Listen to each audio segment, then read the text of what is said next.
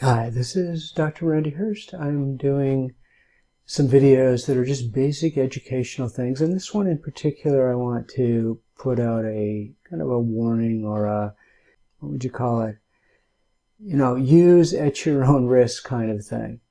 And the key here is about understanding some of the why so that you can deal with the how to make changes. And it may be understanding why your therapist might suggest doing something. It may be that you try to do some of the things that I'll be touching on here, and it gets worse. And the real key is if you know why, you might be able to deal with the how and get through. But don't push too hard. Slow down, back off. And if you can't, then get help, or talk to your therapist about what's happening so you can decide ways to be safe. So here's the key. I have just done a couple of other videos, one on the difference between dependence and addiction, and then I talked about what I'm referring to as addiction avoidance. Avoidance addiction.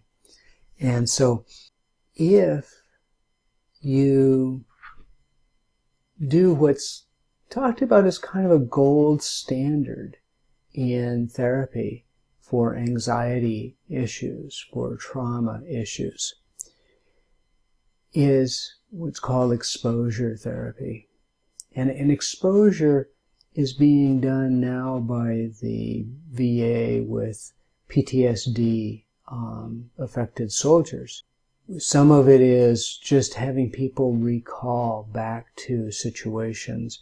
Other people are wearing these virtual reality headsets and are put in situations that trigger those emotions. And what they're doing is they're first teaching people how to relax, how to use breathing techniques, how to back up, slow down, and get into a place of being able to calm the body and tolerate that level of stimulus, and then going forward a little bit. So years ago, I'd gone to a workshop on anxiety disorders, and they did this exact thing with people where it was a all-day kind of intensive intervention where they're teaching people these breathing techniques and relaxation skills, and also teaching them what anxiety is about, the fear reaction, the body's reaction, and this very automatic reaction that triggers this fight or flight, heart racing, pit of the stomach, sometimes getting to the point of wanting to throw up or have diarrhea, dry mouth, panicky feelings practically, or actually, and why people are rewarded by backing away, pulling out of that, which is what I refer to, if it becomes a full-blown disorder, as kind of an avoidance addiction.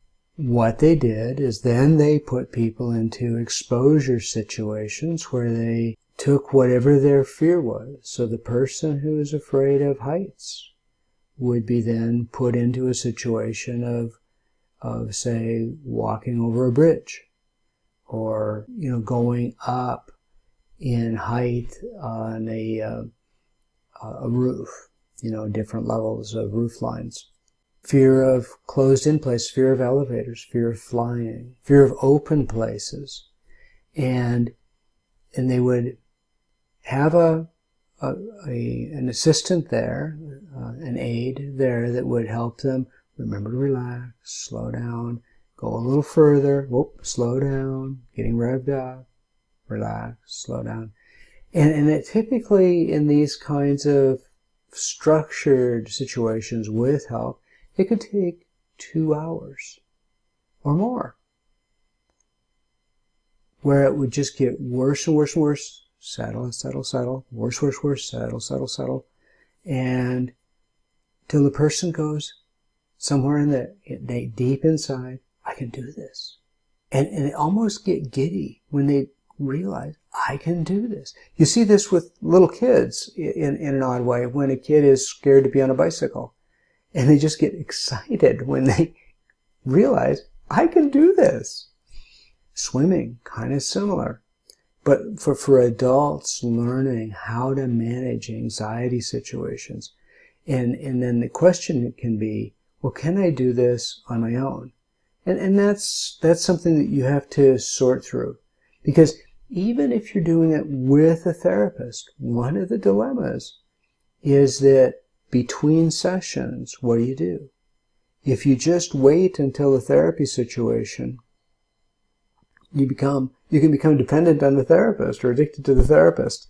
And so the therapist is going to want you to, okay, now go do some of this out on your own, and teach you how to back up, slow down, settle, deep breaths, if it starts to feel out of control.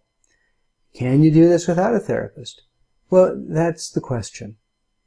Some people can take this idea of, oh, this makes sense, and okay, what's something that I don't do, that I'd like to do, that's not overwhelming, that's not the end of the world if I don't do it, but I think I could do. And to go ahead and go in a little ways, and you start getting the feeling, slow down, breathe, it's okay, this is what they said would happen, and after you're doing okay, push a little bit more, but then back up if it gets too much, because all you need to do is make a little progress, and you can look back at the end of the day and go, I made progress.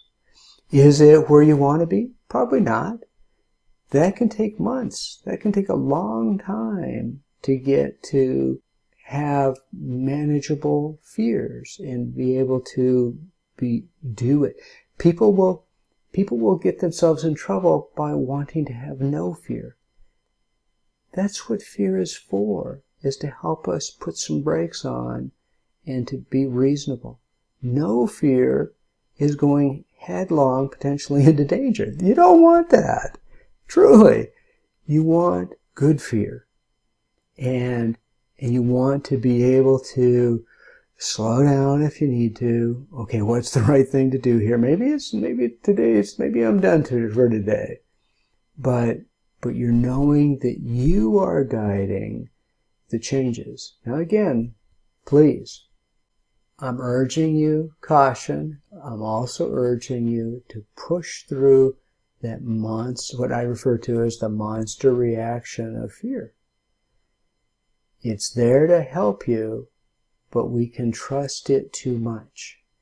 If your head says, no, I should be able to be okay if I just push it a little bit more, breathe yourself through it, do it, and know that you can back off if you need to. If it just gets too much, get professional help. That's the key.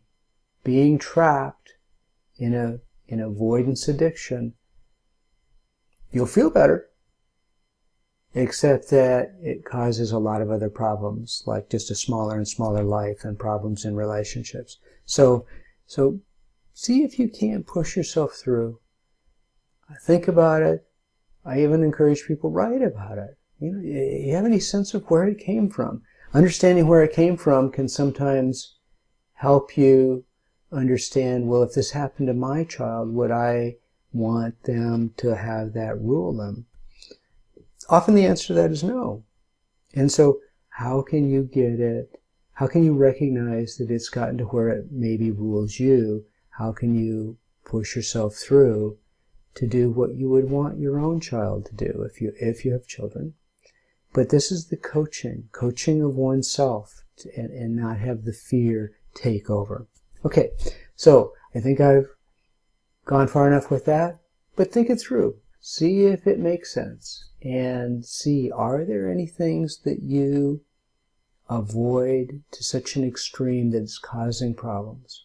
It's tough to take the next question, which is, do I want to deliberately put myself in a place of feeling afraid, feeling anxiety. And all I would encourage you to know is that if it's in everybody else's idea and even your own idea that you really are safe, that you're not being overly risky, pushing yourself to where you know, oh, I can, and I have a choice instead of being ruled by the need to avoid. That's the key, because it's being ruled, that compulsive avoidance, that becomes the problem, and that constricts people's lives in ways that just hurt in the long run. Okay, keep watching.